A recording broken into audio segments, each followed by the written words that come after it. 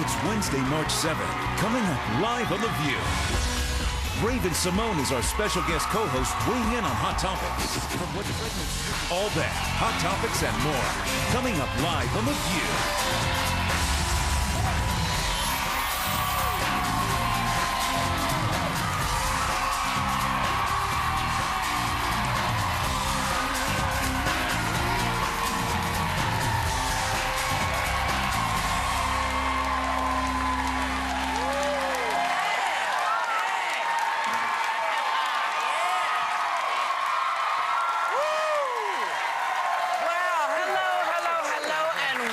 To The View. Joining us as special guest co-host today is a woman you watch grow up on The Cosby Show, and That's So Raven, the fabulous Raven-Symoné.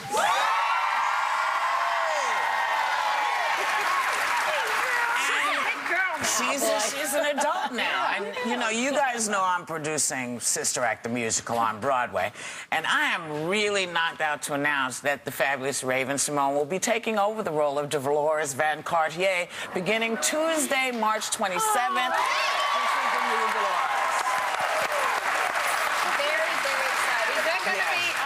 Because we saw Sister Act, and it's physically grinding. It's 8 shows a week. Are you going to be able to handle that? I hope I will. I'm kind of treating it like it's a tour. Me getting ready for a tour, and I get to act too. That's awesome. Instead of treating it like a TV show and I get to sing. So I think we didn't know you were such a great singer, though, did we? Well, yes, she got an album out. Well, nobody bought my album, so I understand that. No, they did not. They will now. Well, I don't know. But yeah, I've worked with a lot of different people. I mean, so Raven, when is the second album coming up? Oh, Miss Barbara, I'm on my 5th. The 5th album. On your 5th album? Nobody's bought any of them? My brother bootlegs my own album, so let's move it along. Listen, you have to do me a favor because you're making me feel very ancient. It's just Barbara, no Miss Barbara. Yeah. But I'm from Atlanta. Everyone's Miss. No, I see. Okay. I'm from Atlanta. So it's Miss Joy and Miss Whoopi. Miss Sherry. I'm sorry. No matter how. You have never called me Miss Whoopi. You know better than that. Oh, that's right. I see. That's right. So, you know, we usually save clips from the show Dance Moms for Sherry and Elizabeth's reality show Roundup, which is tomorrow. But this one, we just actually couldn't wait. You'll see why. Take a look. We've shown this. It's a very popular show. She knows what she's doing. Right, but Raven, this really irritated you. Because no matter how young you are, and I think it goes with personal preference of what you want to portray on TV and for the entire world. But at that age, I think there's a moment to where you should go to jail for stuff like that. You know, the problem is right here. Talk about them making a flick. Yes, we all know that with reality shows, they do all this for TV. But also, you know, you got these girls running around. It's a sexualizing of children. It's like crotch, boobs. That's, you know, that's what I don't like. And on the same episode, they had her in a meat outfit. And she was like, you need to be careful what you put your children in because that'll haunt them later. And I was like, Abby. But it makes me look at, not Abby, the dance teacher. It makes me look at the moms. That why, you know, at some point, and they were here, and they explained why. They talked about it. But at some point, Barbara, I know that this is pretty much the only school in this area, and they train these girls to go out and work. But at some point, as the protector of your child, you got to put your foot down and say no. Why didn't you say that when the mothers because were they there? hadn't done anything like this, Barbara. She did. She did. She's beyond the mothers. You know, there are also all over the country, and we've talked about this for years. There are these not auditions, what you know, contests, right? And the little children are dressed with the lipstick and the clothes, and we've talked about it for years. Do you remember John Benet Ramsey? It was one of the reasons that her parents, who had nothing to do with it, learn from it. People watch it. People love it. We talk about it. Barbara, I think somehow or other, I mean, I agree with you. Yeah. But the mothers who were on said it's good for our kids. Where are the fathers? You know what she said? She said if my husband saw this, he would stop paying the tuition for these girls. Go ahead, baby. Go ahead. I know there's a certain point where you have to teach your kids if you want to be in a certain industry, there's things you have to do. Dancers, it's known. You have dance straps and you have this, but that's also when you go into, you know, lyrical dance and you're in the colleges and you're a little bit older, but I don't get it. But I think the thing that bothers me... Well, there you go. The thing that bothers me is I don't mind the dancing. I don't mind any of that. But somehow that costume, that sort of that you think they're because it makes them look naked, and I think that's the thing that is really uncomfortable. I mean, I get they're elite dancers and all this, but at 6, 7, and 8, Can I just ask Raven why you watch the show? Why I watch the show? Because I think I'm going to say this the most political way, nice way that I can say it. You want them to buy your album? They may.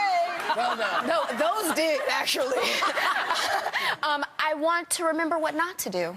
With my own kids. Oh, yeah.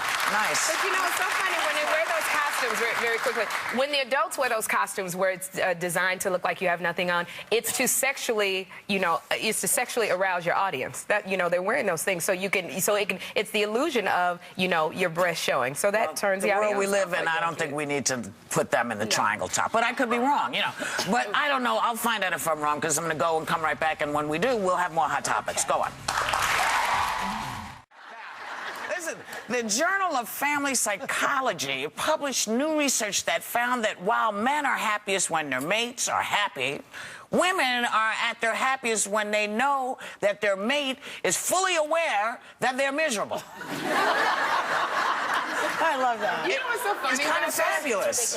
I think men, I'm not trying to stereotype them, but I think men with their spouses or their girlfriends, they don't care why you're happy. They're just happy you're happy. They don't. But they want you to leave them alone.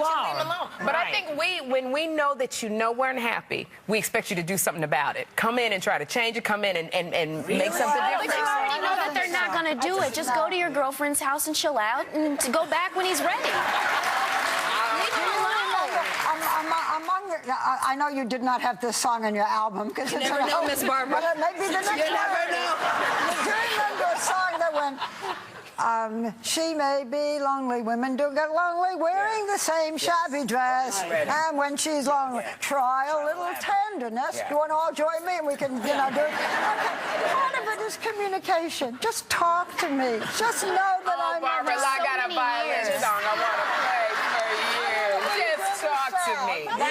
That's why we have our gay best friend. That's right. Just leave it alone. See, I should have been talking to you guys. I might not have gotten married so many times. Because I don't care if you know if I'm happy or not. I'm going to go make myself happy. That's true. I'm not going to wait for you to bring this up. I mean, it just, But I feel like to wait for somebody to see that you're unhappy is only going to piss me off more. Because people, whether it's male or female, don't know really until you say, boy, I'm having a cruddy day. People don't know. They can't. This is the thing in relationships that always makes me laugh. You think he should know what's going on, but he's in his own head. They're not mind readers. Well, that's what I'm saying. But if you're walking around in a house dress that you wore 3 weeks ago, and your hair is still in rollers, and he looks at you and he says, "Is something wrong?" Where is his head? Well, number one, the fact that he doesn't know you have more than one house dress shouldn't be a surprise. I say, try a little tenderness. That's right. You're poor. You have no money. The kids are crying. He says, but I love you, darling. Let me tell you about happiness. Is one of the most buzzed about young actresses on the big screen, and her terrifying new movie Silent House will have you squirming and screaming in your seat. Take a look. Gotcha. Please welcome Elizabeth Olsen.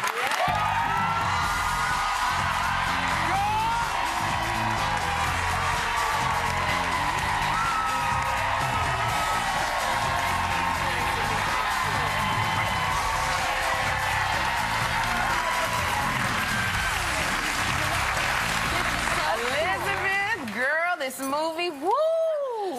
What people are going to talk and do anyway. You can't control that. Yeah. I love the fact that you didn't get into the industry in the beginning. I love the fact that you went to college, you had a normal life, and now you're here. And no offense to the questions before, but I'm like, yay for you in separating yourself from your sisters at all. And when I saw it, I was like, she looks familiar, but I'm liking her for who she is. But I didn't even know. Congratulations to you. That's hard to do. You have famous older siblings. So what was it like seeing your face on the screen for the first time? Not easy, and she's done it. She's done it. What was it like seeing your face on the screen for the first time, and what did you say to your sisters? Like, Well, first, first time I saw myself on screen was. We are back with my competition on Dancing with the Stars this season, Karina Smirnoff. Now, Karina, oh my gosh, your partner this season on Dance with the Stars is Gavin DeGraw. Yes. And Gavin DeGraw is amazing on stage. Have you been lucky enough to get serenaded by him? Not yet. I've been asking for it, but he hasn't been sitting in rehearsals yet. Oh, well, what is this? Let's move out the way. No matter what you say, I'm not over you. Not over you.